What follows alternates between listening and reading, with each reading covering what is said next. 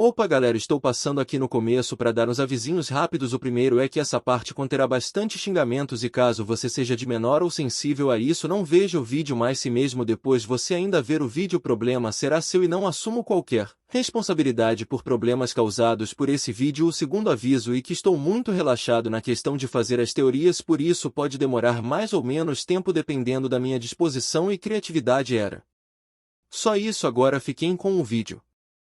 Ao me ver, o Marrito ficou bem irritado. E por quê? Bom, basicamente o Geto disse para ele que existe um feiticeiro que seria bom eles nunca encontrarem e esse feiticeiro era ninguém menos e ninguém mais do que eu. E do porquê ele ter falado isso? Bom, para começo de conversa o Geto só tinha as informações sobre o Sunshine e também sobre o Hiraishin, ou seja, o resto ninguém além do Gojo sabia. E como assim resto? Bom, todos os poderes e técnicas do mundo de Naruto, algumas coisas que vieram com o corpo do Neia de brinde como os Akumas, a Arca e as outras habilidades que os Noés de The Greymon tinham, além do fato de que eu me fortalecia todo dia com a luz do sol e era um fortalecimento permanente. Mas deixando isso de lado, Marrito, que agora fazia uma cara de raiva enquanto roía as unhas, pensou: bom, tecnicamente se eu matar ele eu mato dois coelhos com uma cajadada, tiro um problema futuro da frente, ainda quebro o pirralho do Itadori. Isso vou fazer assim um toque e ele já era. Logo após terminar de pensar, o Marrito começou a rir que nem um doido. Eu então falei a Afia nessas horas que eu queria os meus Akumas aqui, pelo menos dava para eles evoluírem bem rápido se te devorassem. Bom, mas fazer o que, né? Eu fui inventar de mudar um pouco eles por causa da energia amaldiçoada e por causa do desaparecimento que eles faziam antes no lugar onde eu morava. Bom, pelo menos vou quebrar a cara da maldição que mais me deu dor de cabeça nas últimas 3 semanas. Ao ouvir isso, Marrito fez uma expressão de dúvida e disse como, e logo uma veia apareceu na minha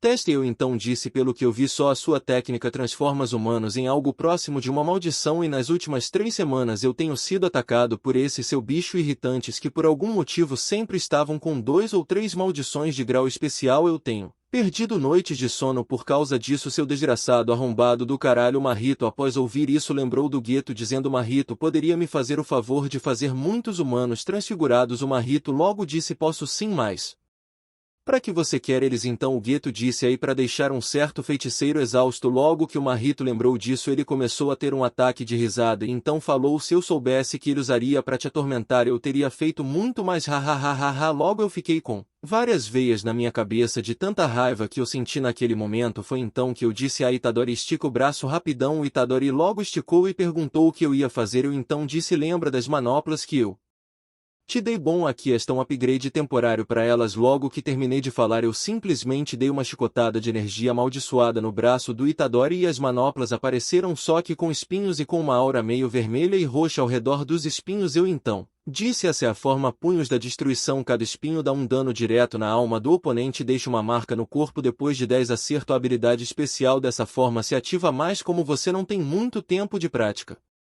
com a manopla e nem energia o suficiente, eu dei um pouco da minha energia para ativar essa forma.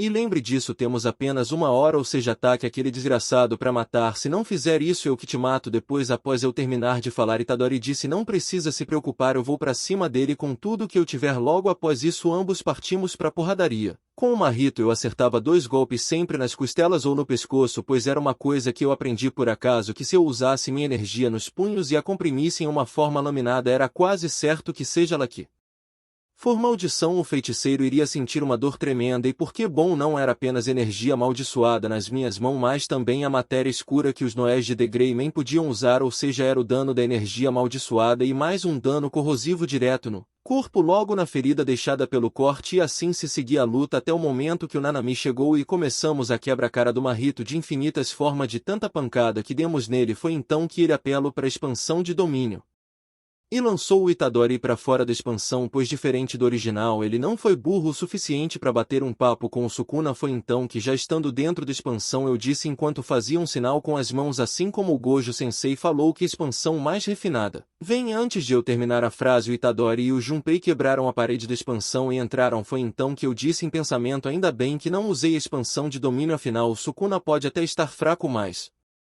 Eu ainda necessito de tempo para aperfeiçoar mais a minha expansão para ganhar da dele. Logo em seguida o Mahito recebeu um corte que quase o parte no meio. Eu então pensei, caraca, o Sukuna tá poucas ideias hoje. Logo em seguida o domínio do Mahito colapsa e eu digo, é agora que eu te mato, seu desgraçado. Quando eu estava prestes a atingir o Mahito, ele inflou que nem um balão e fugiu como um rato. Eu então o segui no lugar que ele entrou. Eu disse, você é um homem ou um rato, se covarde? Ele então respondeu gritando, eu não sou nenhum dos dois, afinal de contas eu sou uma maldição, seu otário. Eu fiquei mais irritado e na hora que eu ia atrás do Mahito, Nanami gritou dizendo para eu esperar e que o Mahito estava fazendo aquilo de propósito para eu atrás dele, assim eu cairia na armadilha dele. Eu então lentamente me acalmei e disse, dessa vez ele escapou, mas na próxima eu vou com tudo que tiver para transformar ele em cinzas. Logo Itadori pergunta, e por que você não foi com tudo desde o começo?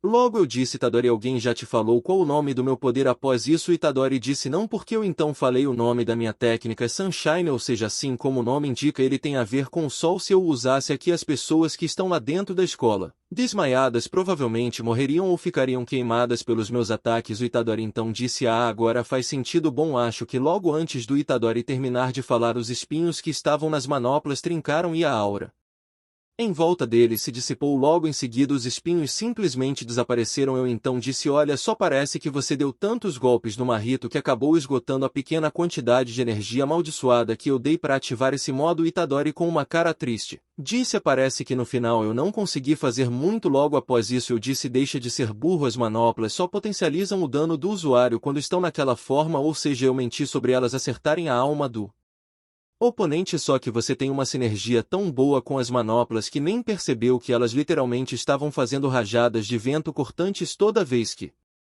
você dava um golpe, e ainda mais era sempre junto de um Kokuzen, ou seja, você tem um talento monstruoso, Itadori, basta apenas saber usá-lo e refinar esse talento para que seja mais útil do que agora. Bom, agora vamos sair daqui. Aí aproveitando, Junpei, você quer entrar pra escolar Jujutsu? Após dizer isso, Junpei pensou um pouco e então disse que sim. Eu então falei, ai Nanami, você vai fazer o relatório? Enia. Logo Nanami disse, mas é claro que sim, se eu deixar pro Itadori fazer isso ele vai dizer que encontramos uma maldição e ela fugiu de tanto apanhar pra gente. Eu então disse, faz sentido, Itadori, não ela alguém com cara que faz relatórios? Itadori com uma gota atrás da cabeça disse, será que podemos só sair daqui? Logo eu disse, certo, vejo você e o Nanami depois. Agora vou levar o Junpei pro Yaga para ver se ele pode entrar na escola. Falou para vocês, Irashin. Após isso foi uma situação até tranquila se for comparada com a do Itadori. O Yaga só pediu para falar com o Junpei sozinho e depois de uns 10 minutos ele disse para eu mostrar aonde ele vai ficar e também falou para eu fazer umas missões que eu deixei de lado por um tempo. Daí até o dia do intercâmbio foi a mesma coisa do original. Continua.